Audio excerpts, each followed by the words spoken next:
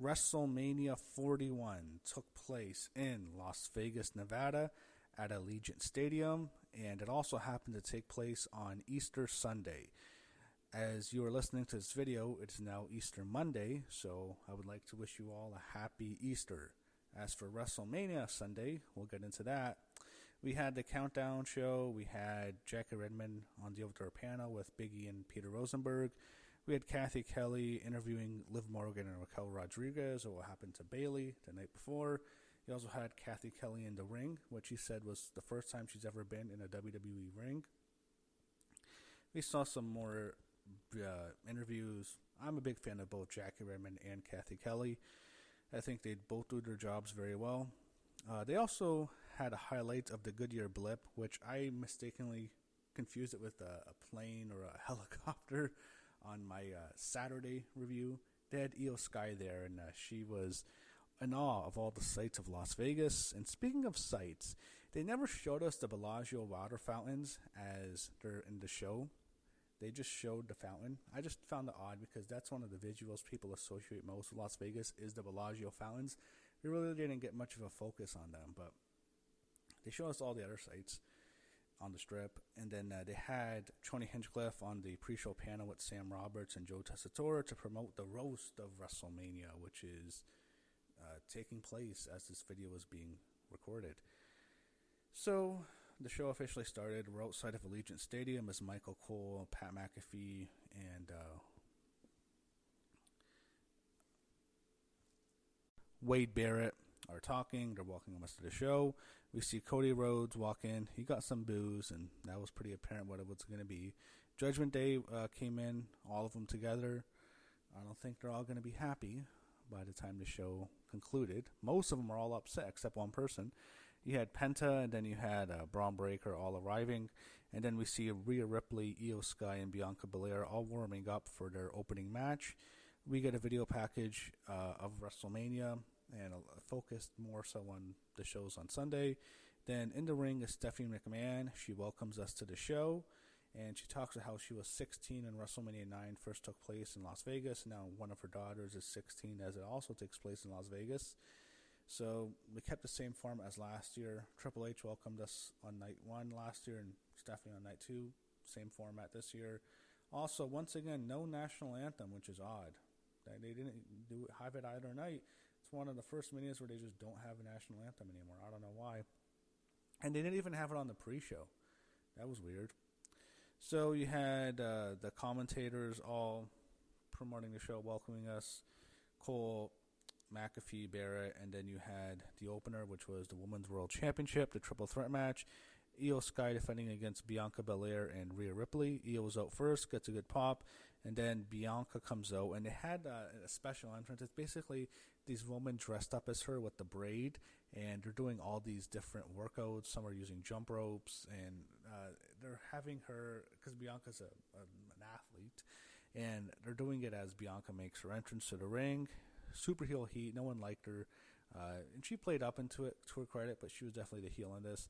Then the big babyface Rhea Ripley comes out, and she gets just a big reaction. She's wearing the spiked helmet, and just super over, more over than Io was. But then you had the match, which just started off so hot. It was incredible. Very fast pace from the opening bell. All three of them really delivered. All of them worked so hard. And you immediately just had such a fast pace that every single one of them felt like they were going at 100 speed. And they didn't slow down for the whole match. And this wasn't a short match.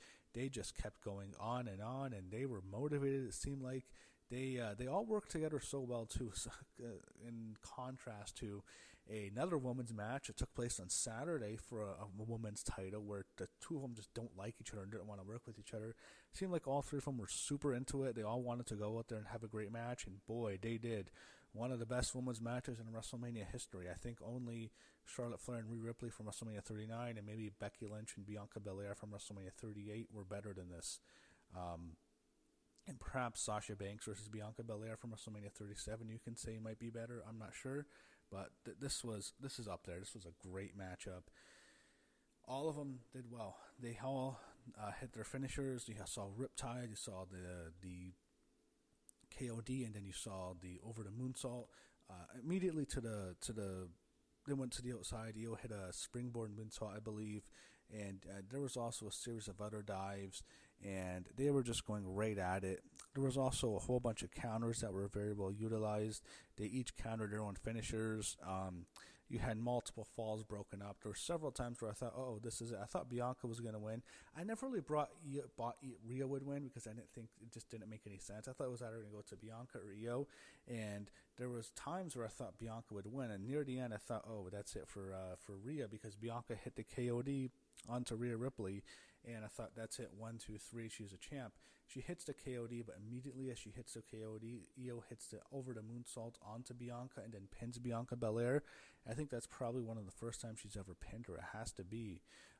She's pinned Rhea Ripley a whole bunch of times, but she pins Bianca, and she did beat Rhea on that Raw the night or two after the Chamber. So Io Sky now has pinfall wins over Rhea Ripley and Bianca Belair, who I think are the two top female stars in the company. And that's a good showcase for her. I just have to say, just an awesome matchup. This was great. I think it gave the Triple Threat main event from WrestleMania Night 1 a run for its money. This match was fucking great. They delivered. They just all worked hard. We saw just so many different moves. There was the Tower of Doom spot, which looked nasty. One of them landed right on her face, I believe. There was spots where they would each do power moves onto Io in succession, which was cool.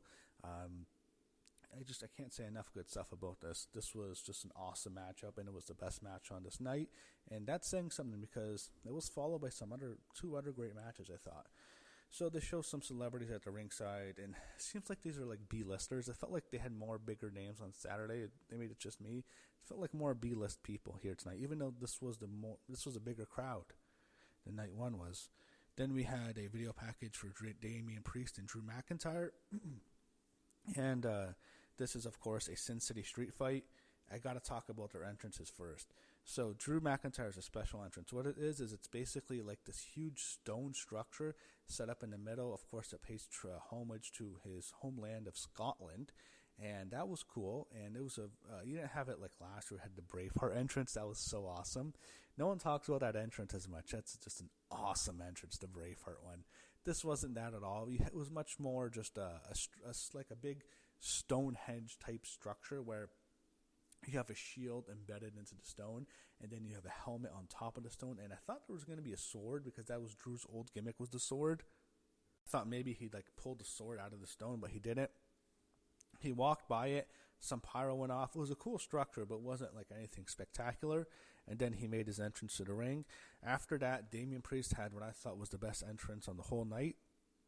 This was just an awesome entrance. It's one of the best entrances on the whole show.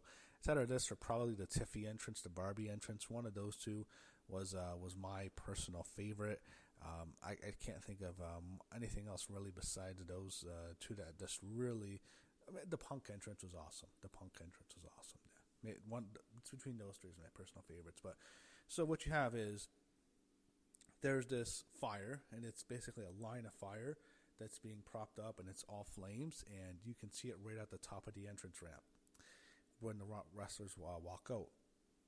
And then the bigger thing was the lead songwriter for Slayer, that's what they identified him as, was there, and he is playing a tune, like a track, before Priest even makes his entrance. And it's so cool because this is such an iconic heavy metal band. This is one of the all-time greats, one of the most popular. I mean, who doesn't know Raining Blood? And he's playing a really good tune, and it's really just great.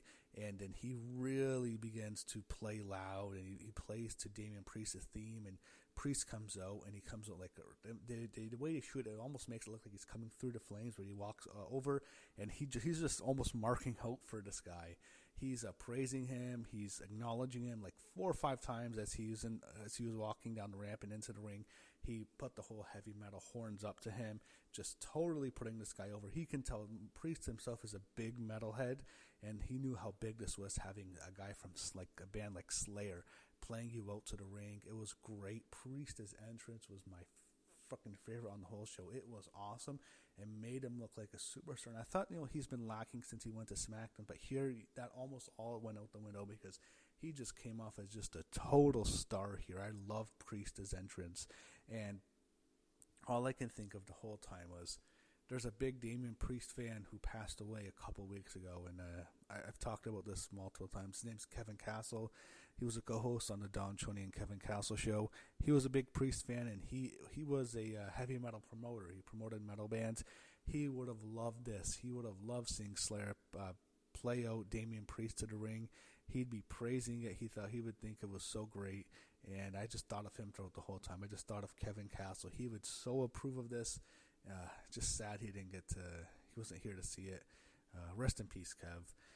And the match these two had, and by the way, for Kev, there was another thing he would definitely approve of that was later on in the show, but we'll get to that later. Drew and Priest, wow, they just went out there and had a fucking great street fight. One of the better street fights you've seen in a while. They really used a lot of weapons here. And they didn't rely everything on the weapons, but they had a great match too. They fought each other. Early in the match, Drew does the selfie spot they did last year. It was the whole thing. I'm bored at work. That was what he said when he was facing Seth last year at Mania. This year, it's still bored at work. I saw the tweet, retweeted it, liked it. Awesome. I don't know what he's going to do next year for 42. Is it going to be, I'm even still bored at work? I'm more bored at work? Yeah, I don't know. He has to think of something very clever for a third year in a row, and hopefully he has a match because, some of these wrestlers, you see him one year, you don't see him the other year. I don't know. I hope he has a prominent match next year at WrestleMania, but he has to keep it. It's going to be like the new Undertaker streak where Drew McIntyre tweets from WrestleMania. Instead of the Undertaker winning every year at WrestleMania, it's going to be a Drew McIntyre tweeting that he's bored at work at every WrestleMania. But they use steps at first. They beat each other up with the steps. They throw each other into it. They throw it into the ring, and then it's split. I believe the bottom half steps where you can do slams are there because that's a flat surface, whereas the top steps are outside of the ring, and you have steps in the ring. They fight on the outside. I think they hit each other into the announce booth once or twice. And then what happens is tables are set up. You have two tables set up on the outside beside each other, and you have a table set up in the ring. And then you have a steel chair set up into the corner, and then you have a chair being used. After the steps were used, the chairs were next. You saw Priest get hit with the chair in the back by Drew. Then I think you saw Priest use the chair. And then what turned it around for Priest was he hit a razor's edge onto Drew McIntyre through a table in the inside, which was a great spot. Looked great. He pinned him, but Drew got out of it right at 2. And then Drew hit this awesome Future Shock DDT onto the steps, which was a great spot, but Priest kicked out.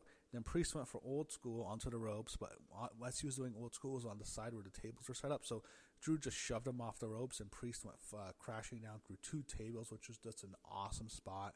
And that was where spelled the end for Priest. After that, Priest's head was set up into the chair in the corner, and that's when Drew hit the Claymore, puts Priest in. 1, 2, 3. Drew McIntyre defeats Damien Priest. Priest beat him last year at WrestleMania when he cashed in his Money in the Bank briefcase for the World Heavyweight title. That's after Drew beat Punk and Drew beat Seth and got laid out by Punk. Priest cashes in. Priest beat Drew McIntyre in his home country of Scotland at Clash of the Castle, and that was after Punk interfered as well.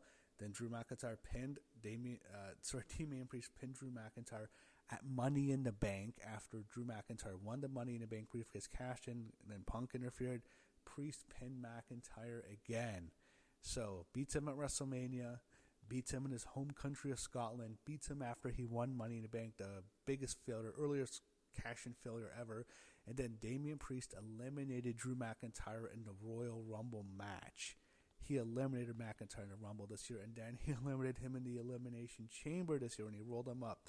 He's had Drew's number. Drew had to beat Priest, and I thought both of them came out better for this. I don't think Priest loses much because I thought the entrance he made him look like such a star, and Drew also looked good, and I loved this match. Was great. Drew wins. Really liked the match a lot. So WWE did some advertisements. They announced that they're going to return to Perth, Australia for a PLE, and then they showed a whole bunch of more celebrities in the crowd. I don't care. doing it because I'm recapping the show. I don't care who these people are. I feel like TKO had way more celebrities on the Raw debut in Los Angeles, and that is Hollywood. But I mean, this is Vegas. You couldn't get more people out to Vegas. Everyone wants to go to Vegas. It is also Easter Sunday, so that's a problem here. I think they made a mistake. I don't know why Nick Khan wanted to schedule WrestleMania 41 for Easter Sunday. Why did he do that? I don't get that. Why would you schedule Easter weekend? It doesn't make sense. That thing always annoyed me. Like, why not just do it the week before? Because I know he didn't want to go head-to-head with the Final Four basketball tournament. That's what he did. He said it in an interview last year. Like, why just schedule it? Should have been last week when it was scheduled. And that's where WrestleMania 42 next year is scheduled. It's April 11th and 12th. That's where this show should have been. But it is what it is. They show Penta in the blimp to promote his match, and we get the Intercontinental Championship Fatal 4-Way match. Bron Breakker defending his belt against Dominik Mysterio, Finn Bàlor, and Penta. We get a video package highlighting it, and Bron's the star. That's how it really felt. Penta was out first, got a good pop. Dom was out next. Surprisingly, like, he's the most hated heel. The fans are chanting, "Fuck you, Dom." They're booing him like crazy now. He's a babyface, incredible. And then third was Finn Bàlor, and Dominik and Finn Bàlor, have to mention, were both wearing special masks. I don't know why, but I guess that was their special entrance in a way. They were both wearing different masks. And then the final entrance was Bron Breakker. He gets a big pop. Everyone loves Bron. When I say this match was super fast-paced, it felt like it was even more fast-paced than the women's triple threat, and that's saying something. They just all four of the guys just went at it. And Bron Breakker is a superstar. He just does this shoulder block, and it's like he's flying 5 feet in the like 3 feet in the air or something to do a shoulder block. And I think to myself, this guy's gonna get hurt. He's just gonna go so hard, like he's gonna hit his head off something. I'm thinking, like, holy shit, he's so athletic, it blows me away. I'm almost surprised he wasn't more of a successful athlete in, like, football, because that's where he came from. He was a running back. The guy's just such an athletic freak. It's insane. It reminds me of Brock Lesnar. That's who Bron Breakker is starting to remind me of. Brock is just this genetic, psychotic, insane, once-in-a-lifetime athlete. That's who went into wrestling. That's what I mean. Bron's like that. Like, he's so talented, man. So he's just spearing the shit out of everyone. Speared Dom. Then Penta hit this awesome Mexican destroyer. He calls it onto Dom. Finn took some punishment here. He's getting thrown around. Dom's getting thrown around. I felt like they took the most punishment from Bron. And then you had Penta there. Penta was showcased well. He did a springboard to the outside. He did some dives. Fans loved Penta here. And he's super over with his chant. I thought compared to his brother Ray Phoenix, he had a much better showing. But he's been presented more as a star. Phoenix, I think, they'll eventually become the Lucha Bros again. But Penta's going to be the star of the group because he just has more charisma than his brother has. And Dom, the fans love Dom. They kept chanting "Dirty Dom," like how they sing it in Europe. They kept chanting "Dirty, Dirty Dom." They love Dominik Mysterio. It's insane because just how hated he used to be, and maybe they just enjoyed booing him. But they've gone into Dom, man. Give him credit. So the spot of the show, and probably one of the most memorable spots of all of the whole weekend, was Carlito interfered. He's there, and what happens is he's somehow set up on the announce table where he was trying to suplex Penta, but Penta's off. I think Penta was trying to do something to him, but Penta got thrown off the booth, and then Carlito's there by himself, and then all of a sudden Bron Breakker's on the other announce booth that's set up like a poker table. I guess that's actually the new design for WWE, is these poker type sets.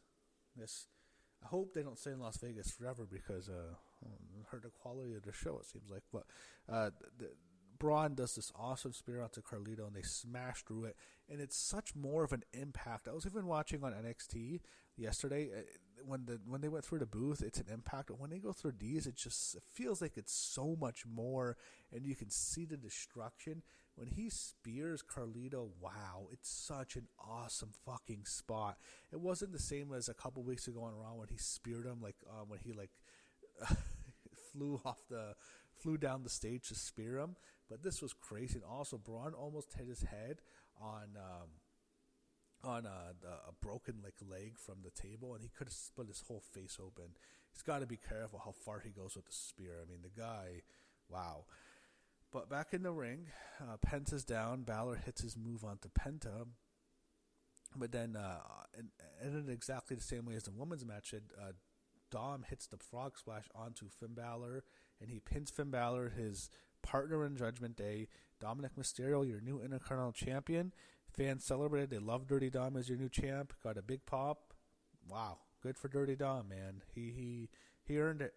Everyone thought he was just here because he's Rey Mysterio's son. He's gotten more heat than almost anyone on the main roster in the last few years. Here's your new Intercontinental champ. Got no problem with that. Good for Dirty Dom. They show more celebrities in the crowd, and then you have Randy Orton come out. They did a video package for Randy Orton, and they really highlighted all his WrestleMania career. And they went through all of them from WrestleMania 20 to all the way to last year, which is funny. And then they briefly mentioned what happened with Kevin Owens. He had to drop out. And then Randy Orton's out first. He gets a big pop, and I'm thinking, all right, it's Rusev Day. Today is Rusev Day, right? And I was thinking maybe Aleister Black, but he's not debuting until SmackDown. I thought that's an outside possibility. Who else could it be besides one of those two? It has to be a surprise. It can't just be someone on the active roster. It has to be a big surprise. Someone's going to face Randy Orton. It's going to be at WrestleMania, and they're going to have a great match. That's what I was thinking. All right, and then all of a sudden we see the doors open, and a man turns his head, and we hear it play, "I believe in Joe Hendry." Wow. I loved it. I loved seeing Joe Hendry there. Everyone loved it. The entire fans cheered it. They sang a song. They were so happy to see Joe Hendry. It was an awesome moment. Just great. He walks down the ramp, and he's just getting such an ovation. Everyone loves seeing Joe Hendry at WrestleMania. This was great seeing him. This put a smile on my face. And also, it's worth noting, he just so happens to be the TNA champion. And for him to come out at WrestleMania as the TNA champion, that's a big thing for TNA, even though he didn't last long. So the match itself was quick. It was 3 minutes. He did a slam or something, a fall-away slam to Randy. And then he does the great Joe Hendry pose in the middle of the ring that he did when he first made his entrance. Everyone loves seeing the Joe Hendry pose. And Randy just hits him with an RKO. Just an awesome moment, an awesome visual. Randy pins him, and I don't have a problem with it being 3 minutes. Randy wins. He had to, and he's not losing to anyone. He was going to beat Kevin Owens anyway. I think Randy's going to face... Well, we'll get to that later. I think he's the first opponent for Cena at Backlash, but he was going to beat Kevin Owens anyway, so he had to win, and I had no problem with Joe Hendry. I just didn't like at the end. Randy wins. He beats him with an RKO, then he picks up Hendry. He congratulates him, and then he raises his hand up, and he tells him to do the pose or something, and the fans are all cheering Hendry. I thought, all right, this is a cool moment for TNA, and he just gives him the second RKO. I'm thinking to myself, for what? Why did he have to do it? He almost made Hendry look like a total jabroni. Why even do that? Why did you have to give him the second RKO? The first RKO was fine. It was a cool moment. It was a fun pop. It was an entertaining match for what it was. There's nothing wrong with it. It was lighthearted.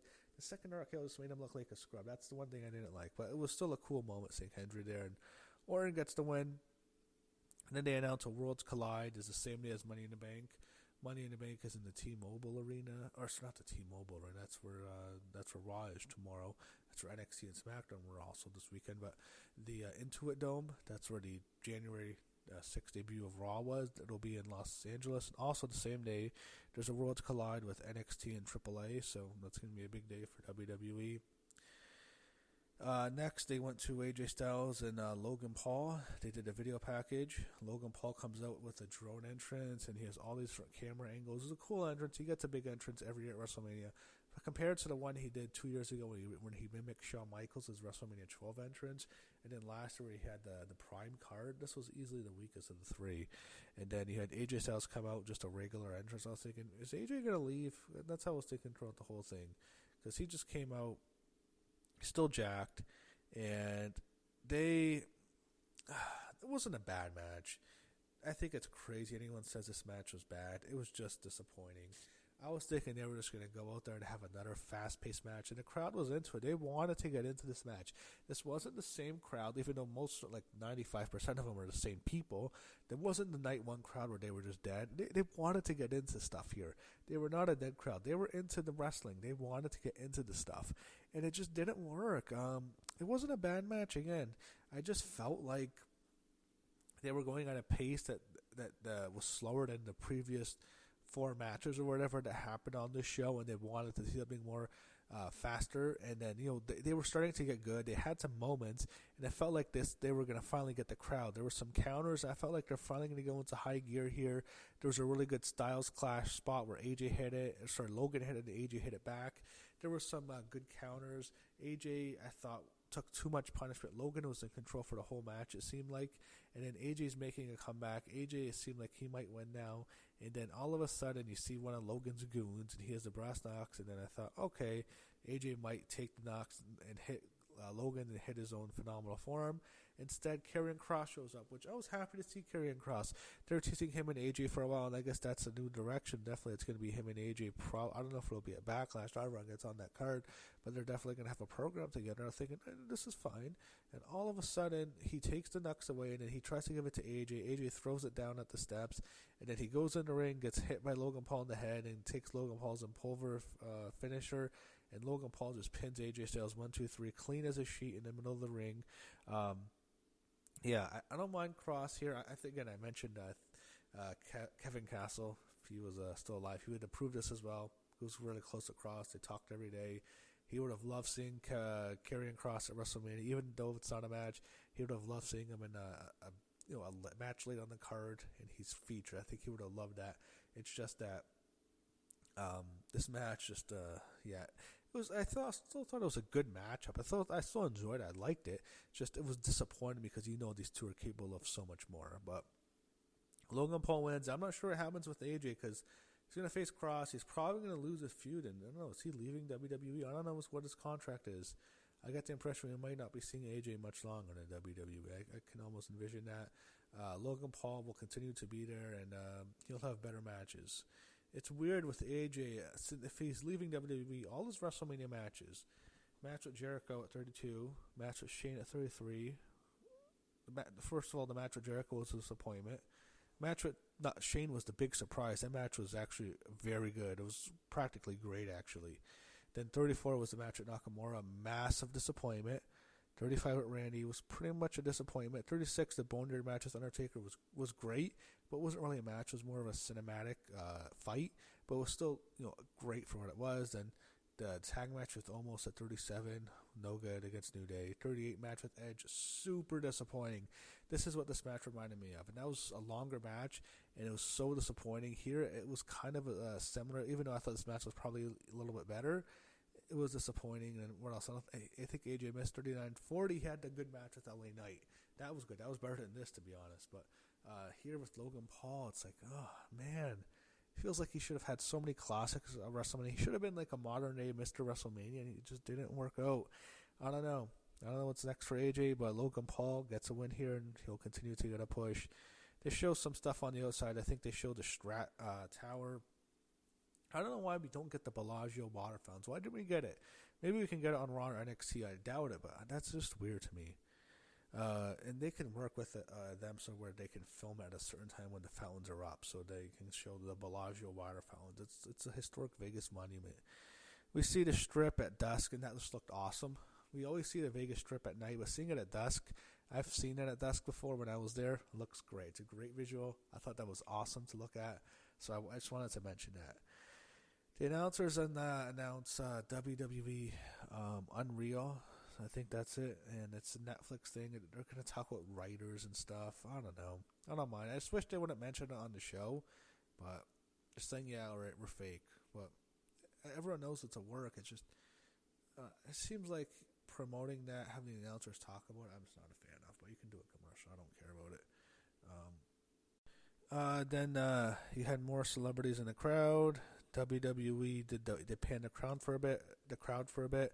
Then you had the Women's Tag Team Championships on the line. Liv Morgan and Raquel Rodriguez going up against Lyra Valkyria and her mystery partner because her other partner, Bayley, got taken out.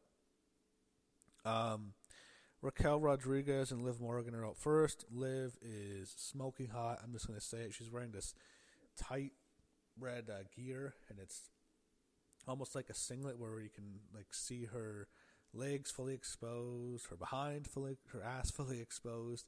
It's all red. It's so hot, man. Liv Morgan's insanely attractive. We can just all say it. she looks great. And I also saw that video she posted online when she did that club. She was hosting some sort of, seemed like a strip club, I don't know, after party, and her and Kelly dancing on stage, and Liv is wearing practically nothing. Like she's wearing two sides of clothing of the dress, and like they're being held by really small strings. And yeah, Liv Morgan is incredibly attractive. I think we can all agree on that. And she's been pushed well. Today she was named the best female star of the year on the Slammies, and I thought that was great. I thought, all right, maybe they're going to have Liv win. I've been getting into Liv a lot lately. I've never been a Liv fan. Never really a huge fan of hers. Just saw her as a very pretty face, but she's improved so much in the ring. Really good on the mic. Chemistry is great with Dom. And I'm not happy with how they handled her here tonight. Okay, I'm just going to talk about the match, and I'm going to do a bit of a rant because I don't like what happened here. So, Lyra's out next, and we're waiting who's her partner. I think we all figured it's Becky. So, it's Becky Lynch. Big pop. Everyone loves Becky. Really happy to see Becky. Becky looks great. Speaking of being attractive, Becky is still really hot. Her hair looks great. She's in great shape, great physical condition. It's not like she was that stick figure she was when she came back after her pregnancy. And here she looks in great shape.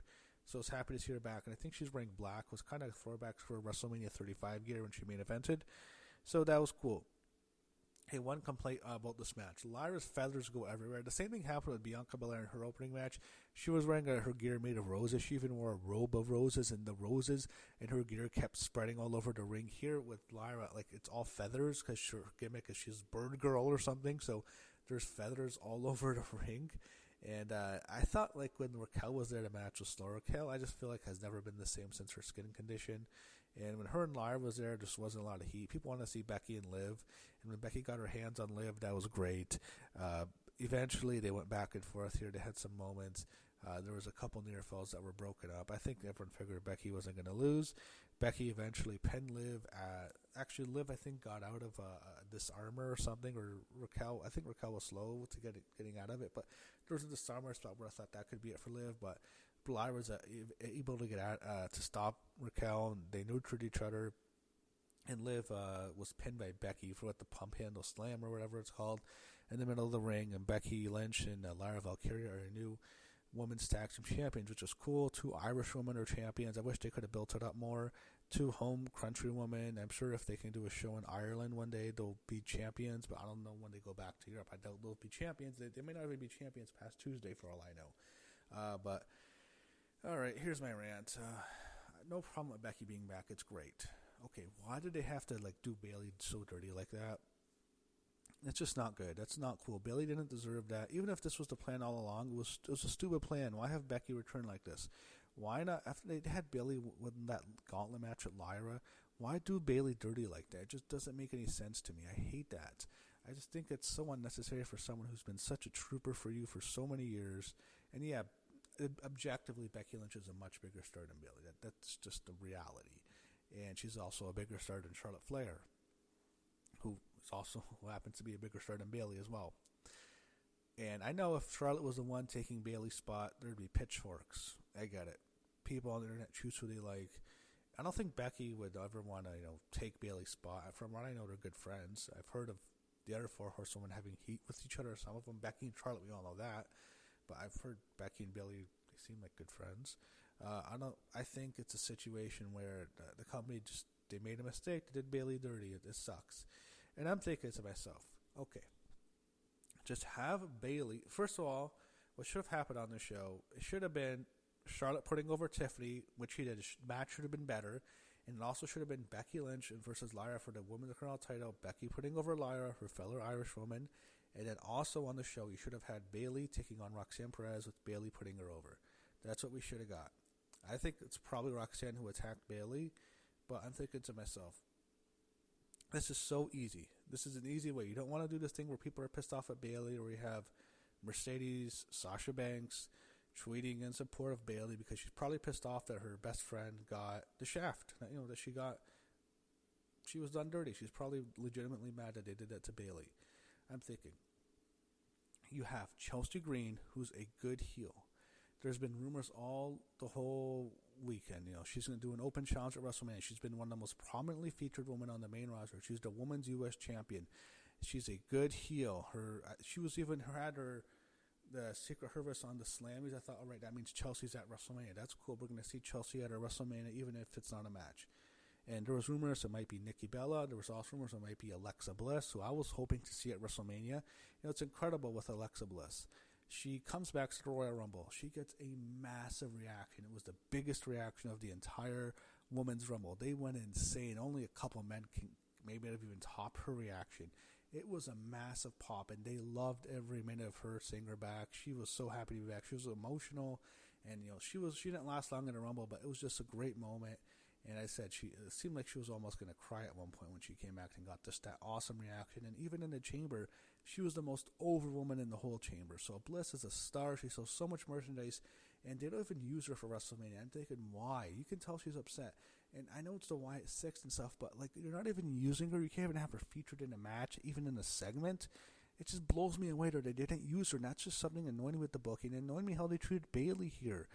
You're not even using her. They could even have her run in. I'm thinking, when I'm going with Chelsea Green, don't have her face Nikki or Alexa Bliss. That's fine. Have her talking shit in the ring. She's mad.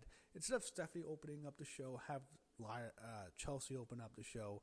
How upset she is that she's not being in the match, and she's upset because she's the face of the United States, whatever her gimmick is. And then Becky Lynch makes a triumphant return. She shuts up Chelsea and she puts her in the disarmer. Everyone cheers like crazy. You don't have to do a match. That's how you reintroduce Becky. You want Becky featured at WrestleMania. That's great. That's how you do it. Keep Bayley in this match. And I just felt like I'm just annoyed what they did with her. And I'm happy to see Becky Lynch back. I'm not complaining. Becky Lynch is a bigger star than Bayley. Becky looks great, by the way.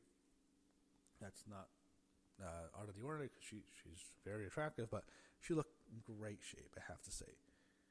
Okay, and also I saw this cute thing in the post show, her and her daughter, where she had her daughter in the post press conference with her, and then she had Lyra answering questions with her. She was opposite from her. That was cute. Okay. How this was handled was so bad. Anyway, I'm not sure Becky and Lyra are going to even get past NXT as champions. They might lose their belts this Tuesday to the challengers in NXT. They could lose their belts on Tuesday. I don't know what's going to happen here. I think Bayley's positioned for a heel run. Or who even attacked Bayley? I don't know. I'm just annoyed how this whole thing was handled this week. It's so stupid, man. It could have been handled so much better. A lot of stuff could have been handled better. Could we talk about this fucking main event yet? Anyway, they promoted Backlash, and it's in St. Louis. I'm sure Randy Orton's getting a title shot. They do highlights tonight. The highlight was a spear. Was the best part. I think for the coolest spot, probably that's accurate. And then all of a sudden, we hear the glass shatter. All right. We all wanted the glass shatter to tap in last year. We got the gong, which was cool, but kind of wanted the glass shatter more. But Austin's out. He's out on his four-wheeler, Stone Cold. Fans are going nuts. Austin gets a pop or whatever. He's Stone Cold. He gets a huge pop. Fans love him, and he's driving his four-wheeler across the ring. He does it one too many times. And Austin, he drives straight into the barricade. Steve Austin drives into the barricade, and no one's hurt, but a woman who was standing close to it, she gets driven right back into her seat, and she is pissed off. Austin can't believe it. He's trying to back out. I'm not trying to laugh. I'm laughing my ass off. It's bad, but it's not good. This woman, she could have got seriously hurt or even killed. It's not a good thing that this happened. Austin didn't mean it, but man, this woman went right down. I'm thinking, oh shit, she was fine and she was pissed off, but I'm thinking that's fucking hilarious. It was unintentionally funny. It reminded me a couple years ago when Shane McMahon blew his knee out, and that's not funny at all. But it's just so unintentional. It's like, oh, why am I laughing? Anyway, Austin gets in the ring, and he's there to announce the attendance, and he announces a 63,000 number, whatever it was, but he says that's bullshit, and he says we need to do a recount. He goes, one, and then they do what, like almost 20 times, and then he's doing all his catchphrase. Fans love Austin, and then he announces the full attendance for both nights, which is like 124,000, And then he does the whole hell yeah, drinks a beer, fans cheer, everyone goes crazy, everyone loves Austin. It was cool seeing Austin there, seeing him do something at WrestleMania, other than just standing on the stage being upset with Bret Hart that, they're being upstaged by Triple H. I mean, did you see Bret Hart's reaction? I think that's a lot of people's reaction to Triple H after tonight, by the way. I'm going to get to this main event. But Austin's there, and then after that, you see Nick Khan. We never see Nick Khan. He's talking to the lady, and Austin's there trying to calm her down. Oh, my God. Oh, anyway. Main event's next. We get that video package. John Cena's out. It's like an all-black entrance where it's just John Cena, like white letters, no video, no Titantron video entrance, whatever they have.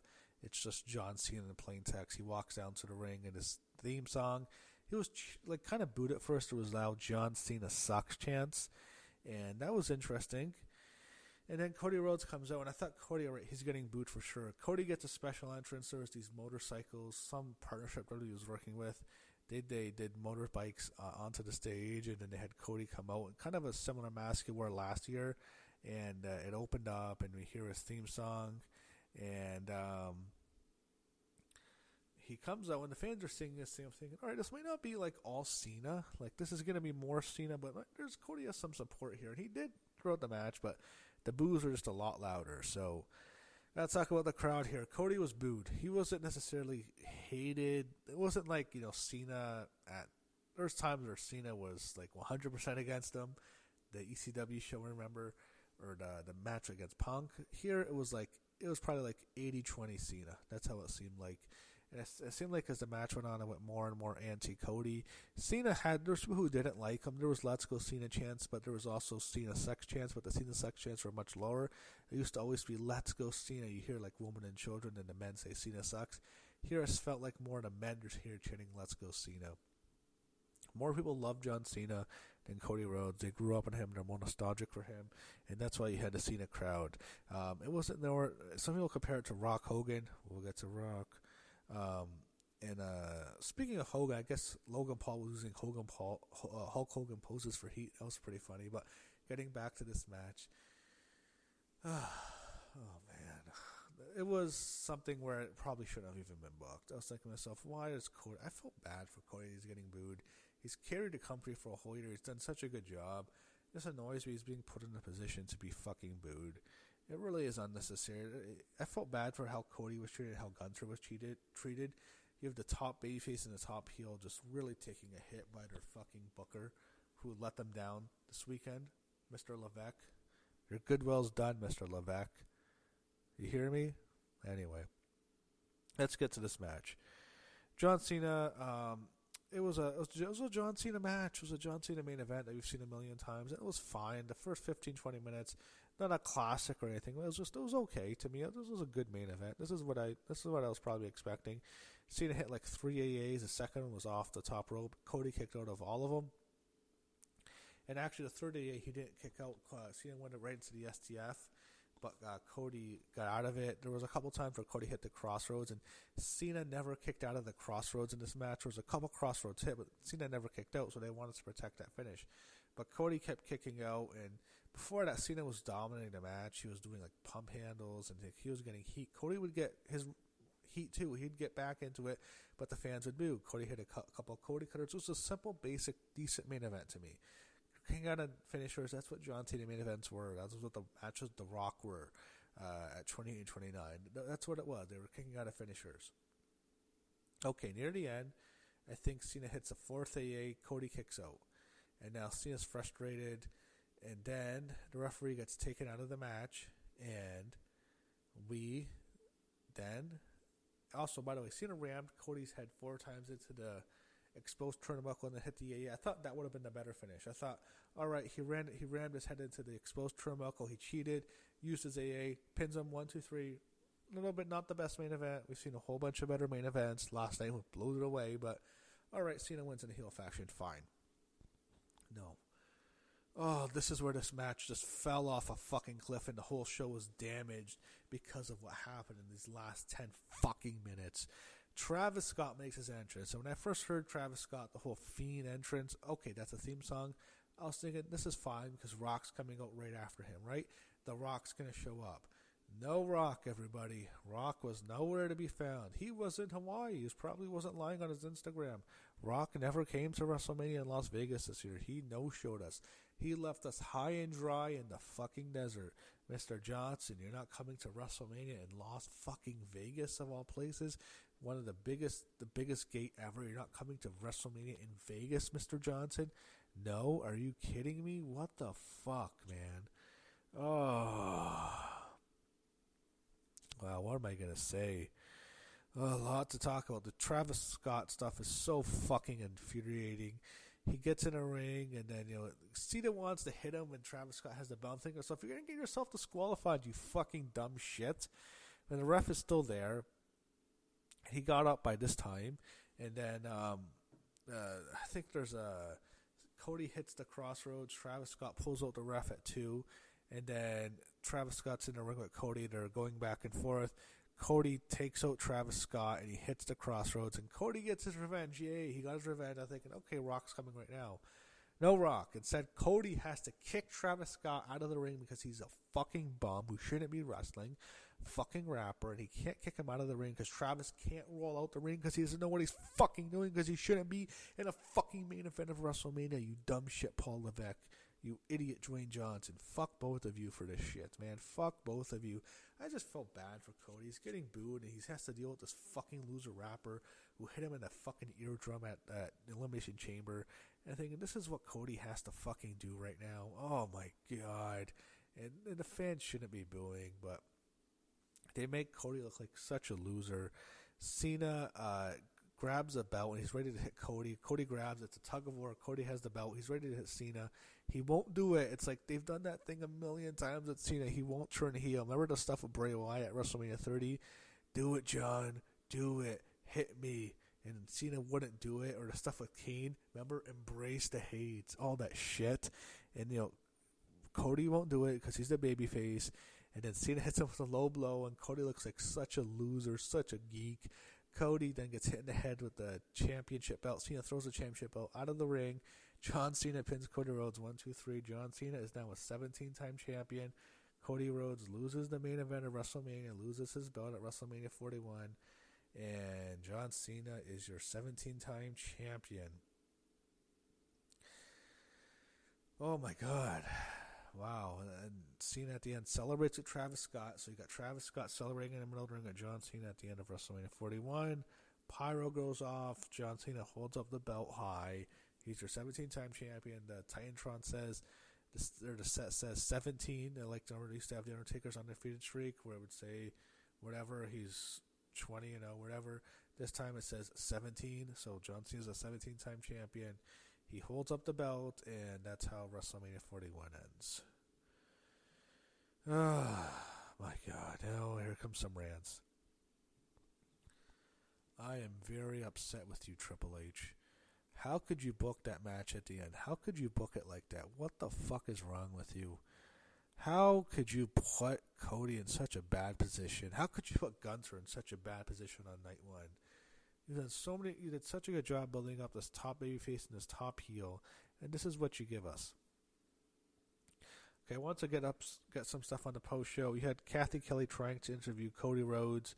He walked off onto his bus with Brandy, and that was the last we saw of him. And I mentioned the stuff with Becky and Lyra, with Becky's daughter, and what else happened on the post show? Oh, Cena wouldn't answer questions. He kept saying, it sounds like a clickbait question, and Triple H answered absolutely nothing. Nobody asked this guy who just booked an underwhelming WrestleMania with an underwhelming main event night 2 with one of the worst undercards ever for WrestleMania on night 1.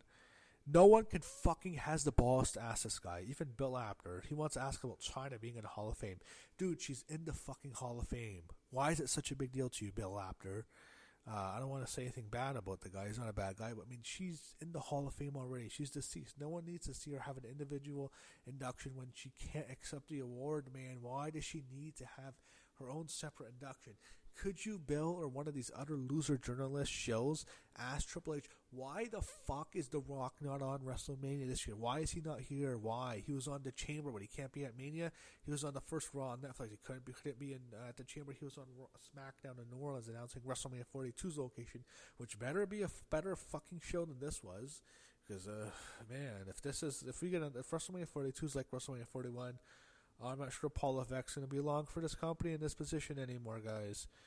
Oh, like, no one can ask Triple H, why isn't Dwayne here? Why isn't The Rock here? Why isn't he here? Why?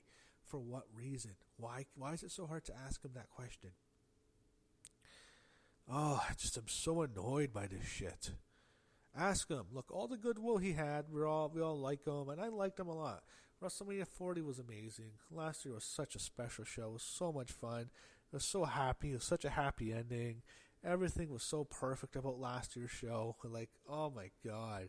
It was an all-time Mania. And, you know, everyone can say, well, Triple H can't book a WrestleMania without The Rock's involvement. It might not be as big, but WrestleMania 39 was an amazing show too. People don't like the ending with Roman beating Cody, but it paid off the next year with Cody getting him back. That was a great wrestling show. WrestleMania 39 had a whole bunch of great matches. That was a great show. WrestleMania 40, another great show. WrestleMania 41 was not that. And we knew it wasn't going to be honest, because the build-up was so lackluster. The build-up to the previous 2 years was great. The build-up to this show was poor, and the show did not deliver. The show did not exceed expectations. The show was mid at best, to be honest. It was not a good WrestleMania. Not up to the standards it's been. It's better than some of the Vince era shows, yes, but it's not a WrestleMania that lived up to the standards set by the last couple of years, set under the Paul Levesque era. And this is his first miss, in my opinion, because this main event was extremely disappointing. And I'm mad at Triple H for his booking. I'm mad at him for booking John Cena's heel turn when John Cena is washed up. Can we just say it? Cena's washed up. He's done. He's done. He can't handle it. Can't compete at a level like this anymore. Even when he did, the wrestling now is better, but like he's not good anymore. He's done.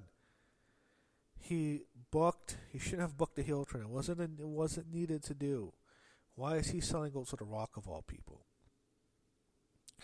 Another thing, why Triple H have I don't want to talk Jey Uso win the Rumble. Horrible decision. Horrible build-up with Gunter and a horrible match. Why have Charlotte win the Rumble? She was not over. She was rejected by the fans and had an underwhelming match with Tiffany Stratton. Why poorly book your top babyface and your top heel on the same show so poorly? Cody Rhodes in the main event of WrestleMania Night 2, and then Gunter in the opener of WrestleMania Night 1. Both look like losers. Both guys you built up so well. Your top babyface, your top heel. You damaged them both. I hope they keep Cody and Gunter off TV for a while. Triple H's booking was poorly. I thought that the night of the Royal Rumble was when he messed up this WrestleMania, when he made two very poor decisions, having Jey Uso and Charlotte win the Rumble. It put a lot more pressure on Cody to have a big program with Cena, and it hurt because Cena was never there. And then, on SmackDown, they finally turned on Cody, and then here Cody's being booed. I'm thinking to myself, this is just not good. John Cena's washed up. He shouldn't be champion. He got it 17 times, but I'm thinking this is just, Cena's not Dwayne. He's not The Rock. And I'm mad at Triple H. I'm probably even more mad at The Rock. Mr. Rock, you understand you were the biggest star in Hollywood. You are a massive draw in the wrestling business. And you are not just a guy who comes in like you did when you faced John Cena. You are a board member of TKO. You need to be committed. You pinned Cody Rhodes in the middle of the ring at WrestleMania 40 on night 1. You pinned Cody Rhodes. You were supposed to come to WrestleMania 41, as you remember that show the night after WrestleMania, you and Cody in the middle of the ring? You were supposed to go there and put Cody Rhodes over and do the favors for him and put him over on WrestleMania 40, which would have made him an even bigger star. That's what this match should have been.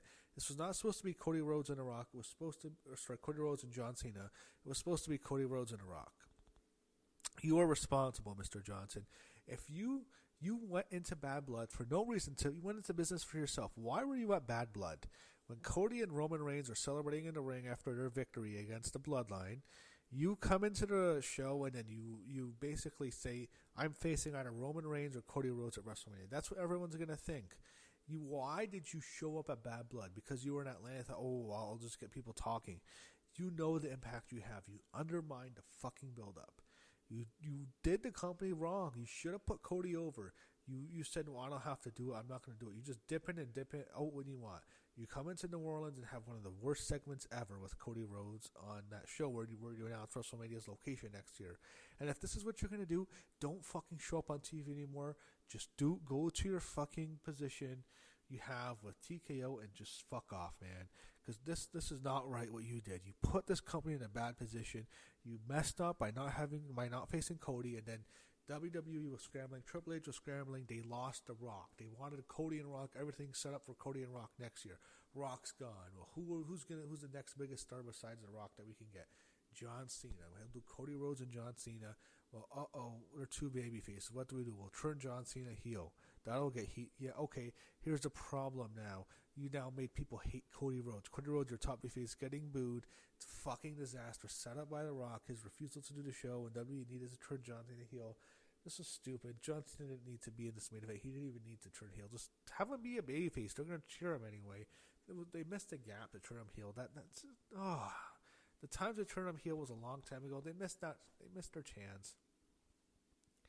I'm not looking forward to this title reign, man. I'm not. I'm just so pissed off what happened here. How this was handled, how this build-up was handled, how this ended up, how this main event ended out. I'm just so disappointed in this WrestleMania. It's so sad. It's such a waste. I'm not sure how much hotter this company is going to be. It goes away so quickly. They're going to be cold now. They had a disappointing WrestleMania. You don't recover from this. When you have a great WrestleMania, yeah, you have momentum. WrestleMania 40 was so hot. Everyone loved how it ended. Everyone was so excited. Think about this. WrestleMania 40 as run-ins. You have John Cena making a run-in. The Rock making a run-in. The Undertaker making a run-in. WrestleMania 41, you have Travis Scott making a run-in. What the fuck are we doing here? I'm so pissed off at this. I'm mad at everything. I'm pissed off how this was handled. I'm so disappointed with this WrestleMania. I've been bitching about the build for a good reason. I'm mad how this was built up, and I'm disappointed in this show, which my expectations were not even that high anyway. I'm just over WrestleMania. I'm over WrestleMania Vegas. I'm over hearing this fucking Fiend song by Travis Scott. Fuck Travis Scott. I don't want to see him ever anymore. I don't give a fuck how much influence he has. I'm done. I'm over WrestleMania right now. I'm over Las Vegas WrestleMania. Can't say it's as bad as WrestleMania 9. It's not really a bad show. It's the booking. Everything's it's annoyed me how this happened.